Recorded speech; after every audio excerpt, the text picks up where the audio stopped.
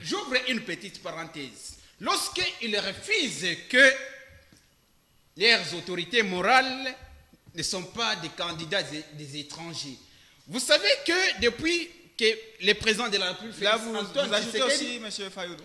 Je n'ajoute pas Martin Fayoulou. C'est les autres maintenant, parce que je comprends que... Il n'est pas notre allié. C'est un opposant conscient. C'est un opposant conscient. Martin Fayoulou, il parle comme un nationaliste. Ah, c'est votre Dans allié, il sa faut le façon de reconnaître. faire les C'est un allié. choses, on comprend qu'il y a une dose exagérée des nationalistes. Par contre, les autres, là, ils font semblant d'être nationalistes, mais ce qui prime beaucoup plus, ce sont des intérêts. Okay. Depuis que l'homme ici, Dan Gettler, a été traqué pour la renégociation des minerais, de nos mines en République démocratique du Congo, il y a une certaine agitation sur le plan international. Et les multinationales veulent nous imposer un candidat pour que la République démocratique du Congo soit scindée en parties. Raison pour laquelle je ferme la parenthèse. S'il veut beaucoup plus de détails, je vais les lui donner. Pourquoi? Parce qu'ils sont conscients. À l'heure qu'il est, il n'y a aucun candidat. Okay. Écoutez, lorsqu'il parle des plans, que notre plan est clair, ceci, cela, au moment où un candidat qui prétend être candidat président de la République, au dépôt de la candidature la plus fuite, lorsqu'il a été convoqué, lorsque les candidats étaient convoqués au niveau de la CENI, il avait pris fuite. Au moment de présenter les projets des sociétés, il prend fuite. Qu'est-ce qui prouve que lorsque le peuple congolais va se réagir, même lorsqu'il fallait lire les projets qu'on a écrits, il a pris fuite. Et aujourd'hui, il y a une frange des populations, j'ai vu devant sa parcelle. Il réclame quoi? Non, permettez. Permettez. Cette vidéo-là devant sa parcelle, il réclame quoi? 5 mois d'arriéré et 12 mois de farine. Lui-même qui dit qu'il sera sauveur, il va apporter la farine au moment où il est incapable de satisfaire aux besoins de quelques travailleurs seulement. C'est pour cela que l'homme congolais a compris les enjeux. Le seul candidat et l'homme provident aujourd'hui, c'est Félix Antoine Tshisekedi Tshilombo. M. Denis Belessi, aujourd'hui à l'est de la RDC, on a des territoires occupés. C'est pas possible. On a quand même une situation qui ne s'améliore pas. On parle de plus de 6 millions de déplacés internes et tout. Vous, dans votre discours de campagne, vous attribuez cette faute à qui? Ce sont les erreurs politiques de Félix Tshisekedi. Puisque Félix a accepté le pays de EAC. On avait refusé. Il y a même certaines personnes, ses proches, qui n'étaient pas d'accord. J'avais suivi certains sénateurs qui n'étaient pas d'accord pour la présence des gens de EACI. Et les gens là ne sont pas entrés comme des voleurs, comme des bandits brigands. Non.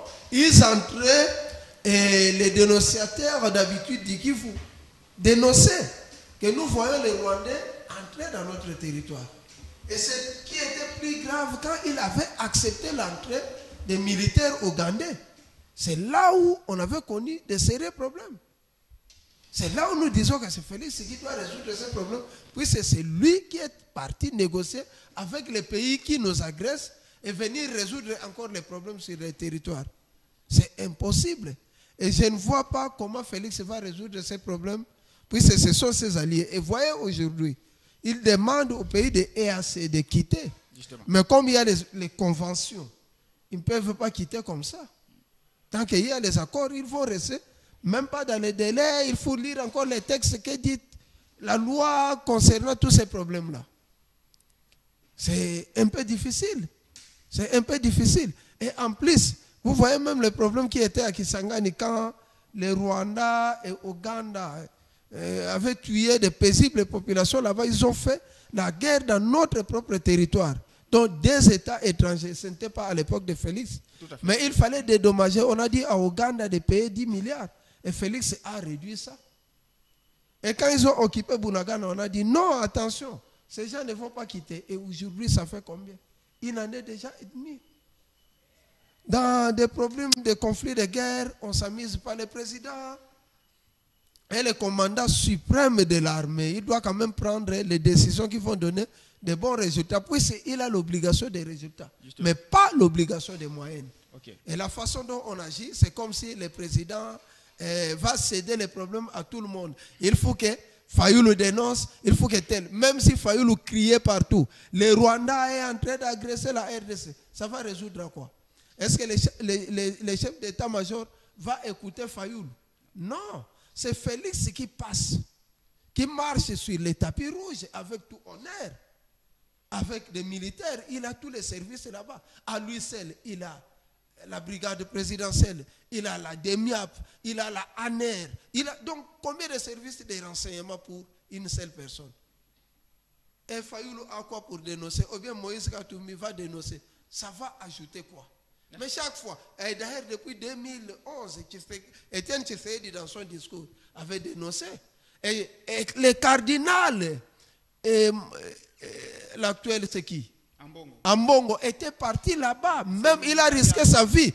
À la moto, il circulait là-bas et il est rentré avec un résultat. Il a dit, vous restez à Kinshasa en train de danser ici. Le pays est en train d'être balkanisé. Merci. Mais il avait reçu quoi? Des pierres. Hein?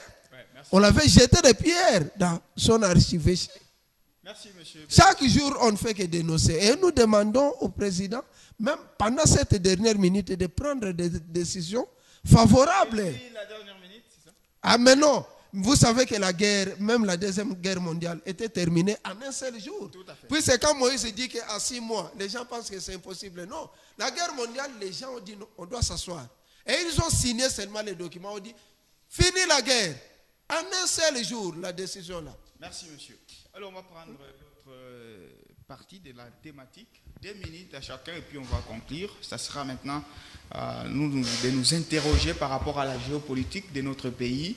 Quel candidat, selon vous, semble être le mieux entouré? On a jaugé la première semaine des campagnes. Il y a certains alliés qui ont fait campagne pour leur mentor, Vital Kamerhe, bien sûr.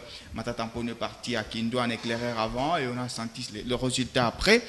Lequel semble être bien entouré pour une victoire finale le 20 décembre prochain? Je dois toujours commencer par vous. Y a pas de Alors, souci. Maître Clément Kabamba, Félix Tshisekedi autour de l'Union sacrée, vous avez réussi quand même à vous faire rallier quelques 3 politiques qui se sont désistés. Les autres sont un peu à loup solitaire. Je sais que les négociations continuent. Qui semble être mieux armé par rapport à la géopolitique de notre pays? Vous savez, je vais préférer prendre même quelques secondes pour... Vous avez 2 minutes? Oui, dire quelque chose sur ce que mes co-débatteurs ont commencé. Ceux qui disent que Moïse Katoumi est plutôt le président de la République dénonce, c'est d'abord une mauvaise culture. Un président de la République ne dénonce pas. Parce qu'il faut venir quand même sur un plateau et dire les choses de manière responsable. Un président de la République, s'il dénonce, c'est pour que quelle autre autorité supérieure à lui puisse prendre des décisions. Qui va agir à sa place? Or, c'est lui, le commandant suprême. On l'appelle comme ça. Ce n'est pas pour rien. C'est lui le commandant suprême. Donc, il doit agir et non pas se limiter à pleurnicher. Donc, le verbe pleurnicher tient son sens. Ce n'est pas au président de la République de dénoncer. L'opposition est là pour critiquer. Il y a même une loi portant statut de l'opposition qui nous accorde ces droits-là. Donc c'est nous devons critiquer, nous devons formuler de bonnes critiques de manière à ce que le gouvernement...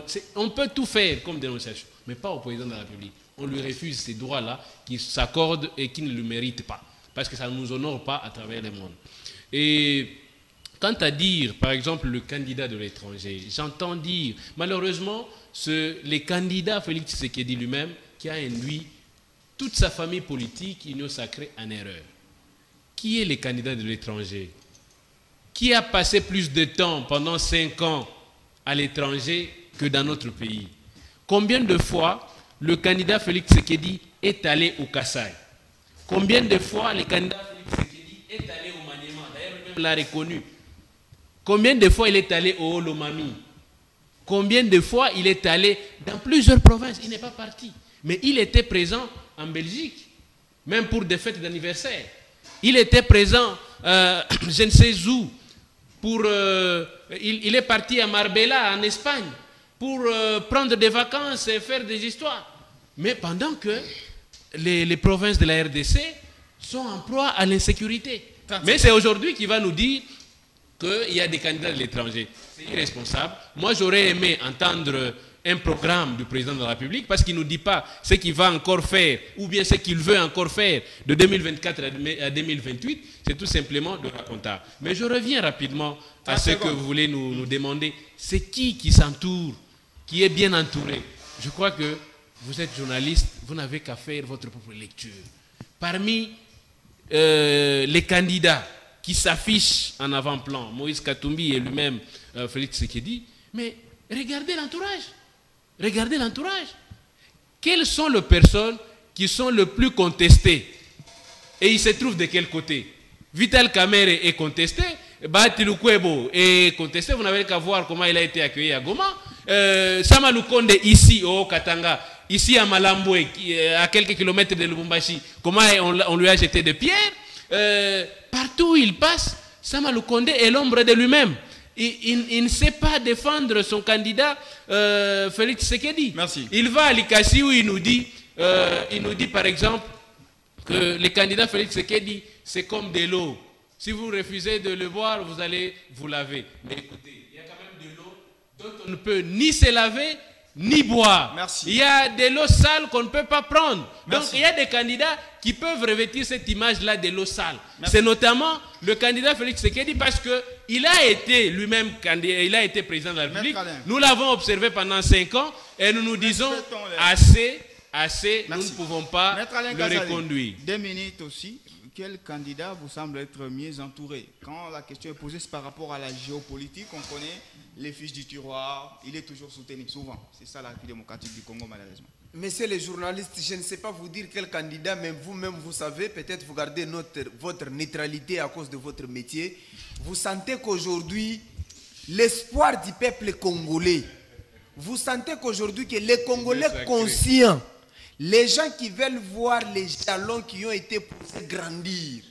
Félix Tshisekedi n'est pas d'abord entouré par les hommes politiques. Il est entouré par les peuples. Vous avez écouté cette chanson où les populations crient Félix, Apesa Kaelo côté, Toko voté encore. Ah, là c'est Fayulu. Ah, là c'est Fayulu. C'est Fayulu. Les images. Gardez votre mal en patience. J'ai les images ici. C'est Fayulu dans sa gloire. Vous regardez aujourd'hui Tshisekedi. Derrière Tshisekedi, ne regarde pas d'abord les ténors. Si vous regardez aujourd'hui Félix, il est entouré par des grands politiciens de ces pays, ça c'est un. Mais moi je ne vais pas. Mais il a parlé des politiciens qui contestent. S'il vous plaît, je ne vais pas. Non.